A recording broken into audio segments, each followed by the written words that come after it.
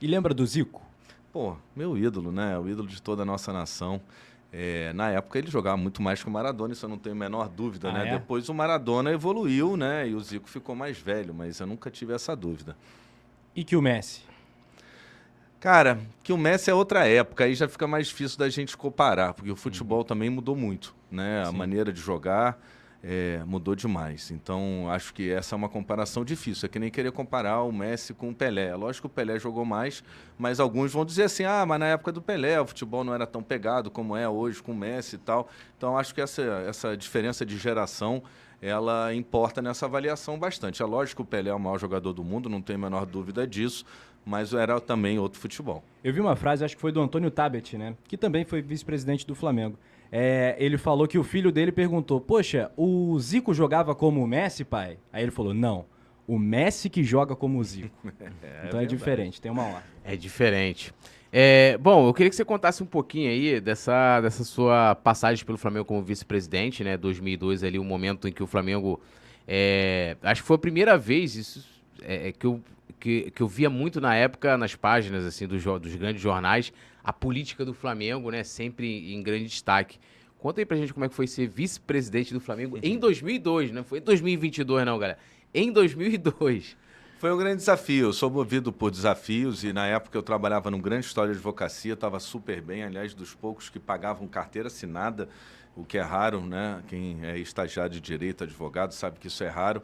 E estava muito bem, fazia um pouco da parte esportiva, estava trabalhando no projeto da Hicks Mills no Corinthians, acompanhando o ISL Flamengo naquela época, e o presidente do Flamengo, Edmundo, estava no meio do processo de impeachment dele.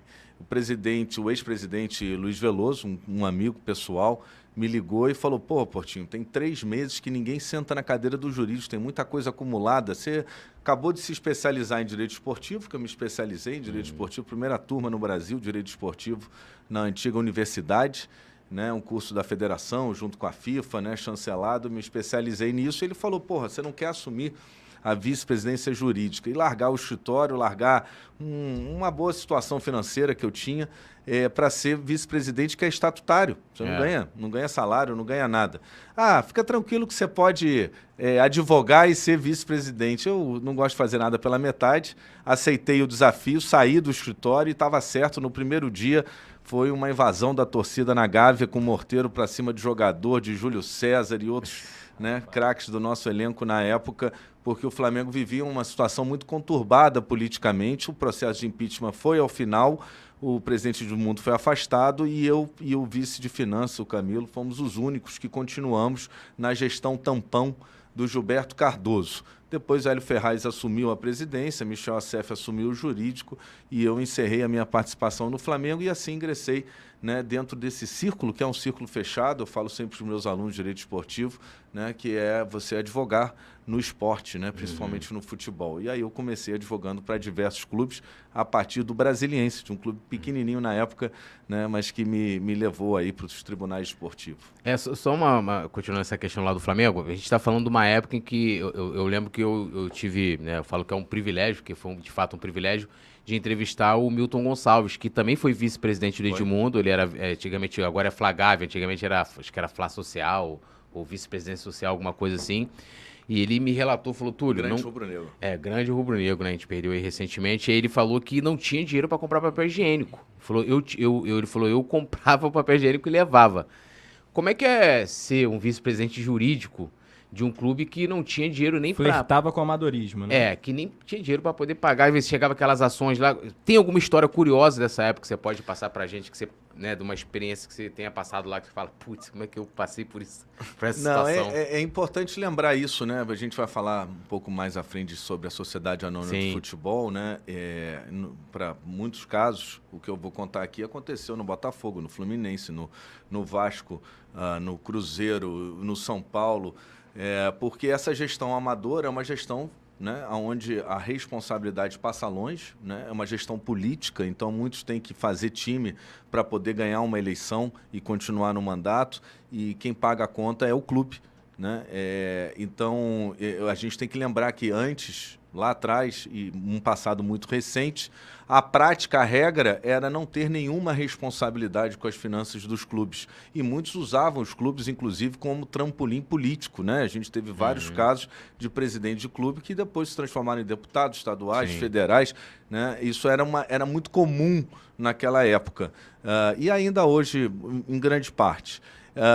E era difícil, porque diariamente você tinha penhora, você tinha um oficial de justiça praticamente morando dentro do clube. Todo dia ele ia lá, fazia uma penhora. A gente viveu naquela época uma situação ainda mais difícil financeira, porque resolveram exigir as certidões negativas para o patrocínio da Lubrax, né? Que foi um patrocínio histórico. Sim. Eu tenho certeza que a Petrobras e a Lubrax ganharam muito mais do que o Flamengo, de exposição de marca, né? Sim. Do que ficava no coletivo. Foi a parceria mais longeva, né? Do A futebol mais brasileiro. longeva e que deu resultado para a Lubrax e para a Petrobras, mas resolveram uma briga política dentro do Flamengo, deram uma cutucada lá no governo, na Petrobras, foram exigir as certidões, que na época era devido, mas não se exigia, e o Flamengo perdeu um grande patrocínio. Da mesma briga política levou, o Flamengo tinha um posto de gasolina, quem se lembra na época ali na Gávea, né?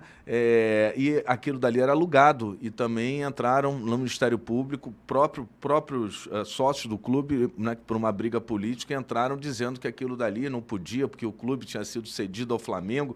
Então, eu peguei na gestão, além de uma turbulência política muito grande, né, constantes ameaças diárias, além das dívidas trabalhistas, dos oficiais de justiça, também muitas propriedades que o Flamengo tinha, ele foi perdendo por essa briga política, o que foi muito ruim.